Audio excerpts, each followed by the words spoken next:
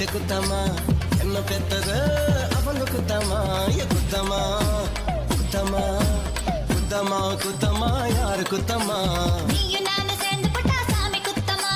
குத்தமா குத்தமா யாரு குத்தமா நீயும்